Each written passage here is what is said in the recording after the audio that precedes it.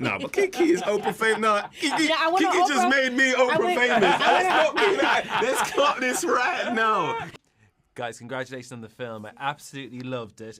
Obviously, horses throughout, so you'd want to be a horse lover, an animal lover. And I heard, Daniel, that there was an unfortunate incident, I think, with you with a horse. So when you get a call from Jordan Peele and he wants you back for another movie, and he says, but it's horses, is it a yes, but no, but yes? Or is it like, oh, no, man? No, I have this thing that I had since I was a young kid, like in this game, and I was like, just say that you can do it, and you'll figure it out. Fake it till you make it. So I was like, yeah. And then when I got to reality, I was like, I really have to face this. Like, I really have to get good at horses. Yeah. And Jordan was like, no, you don't have to. Like, but it's like, for me, it was about the character, was about the connection with the horse. Okay. So, but yeah, I fake it till I make it, mate. And is it true you're mucking at stables and all sorts, not just like training? Is that true? Like, stables, feed him like horses medicine, all that kind of stuff. I did the whole thing. Fair play, you go for it.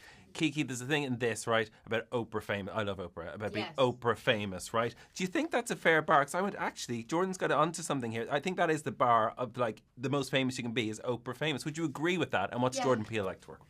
Yeah, I think, when I just think about, especially growing up, like, Oprah was the place you wanted to go, you know what I mean? And it's still that way, even though she doesn't do the show. When she does her massive, like, moment of interviews, it's definitely like, this is a person that has made it to that moment. It's like, now they interviewing with Oprah. So I think it's hilarious, but it also is very, like, culturally, it is true, you know? Yeah. And then working with Jordan is great. He's such a fun person to work with. I think he's such a genius, but it's not intimidating because it all is just very natural and casual to him. So to work with him and watch him collaborate, it's really inspiring. Yeah. And second time around then, what's it like for you, Daniel, to work with Jordan? Do you love going back to work with him every time? Yeah, it's like you want to work with a director that kind of understands you and understands your process and knows how to push you. Do you know what I mean? And also he's just created a role that's really challenging. And that's what you just want to be challenged and stretch your abilities as anyone in any profession. So like the fact that he kind of like gifted me this and then I was able to get into the ring with him in the same way and we had a shorthand, was wicked. Okay. And of course there's, not doing spoilers, but it's kind of UFO or otherworldly involved in this movie. Do you believe in? Do you have to? You're an actor, right? So you can go, yeah, okay, grand, we know what we're doing. But in real life, do you believe that there's something out there, Keke? Do you know what I mean? Did you go? Because everybody going home after this movie is going to be looking out the window, going, "Is there?" I mean, I do believe something's out there. You know, I don't know if it's the way that in which I think it's out there, but I definitely believe that there's something. You know, it can't just be us. It's got to be more. You know. Yeah. I'd agree with you. Daniel, there's a scene in this film towards the start where the horse basically is almost like a casting for the horse. And he bucks and he doesn't get the job. It reminded me like Hollywood is supposed to be this cutthroat industry, even for horses, according to this film. Do you know what I mean? Do you feel like, both of you actually, do you feel like it's a good representation of what Hollywood is like? Have you gone through a lot of moments with bad, like hard moments in castings? Of course. Yeah. Like I've messed up a lot in castings and then it's like, it was done. Never hear from you again. Like, so like. Is that hard though? Do you need a thick skin to cope with being? I call it emotional fitness. And I feel like I've never been, in an extreme. I mean, I did have one where literally I got the part and then they got a new director and he didn't want me for the part.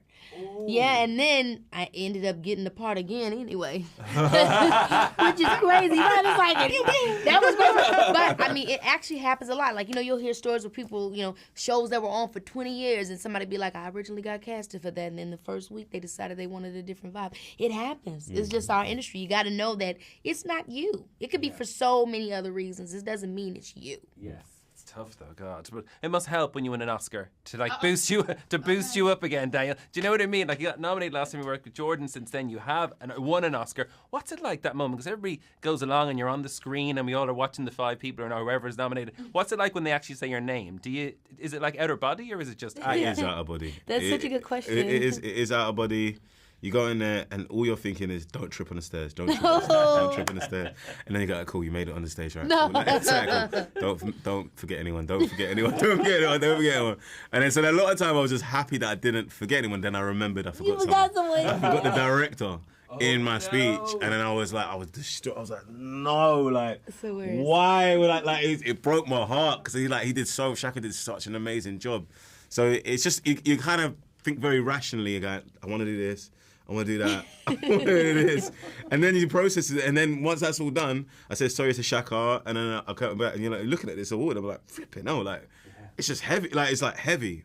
And you're like, all right, then you're passing it around to your friends, and it's like it's a very surreal moment. Yeah. Well, listen, Wow. it's mad. Congratulations on the film, both of you. Kiki, I think you're going to be Oprah famous. I love you in this. Oh, Go on. famous?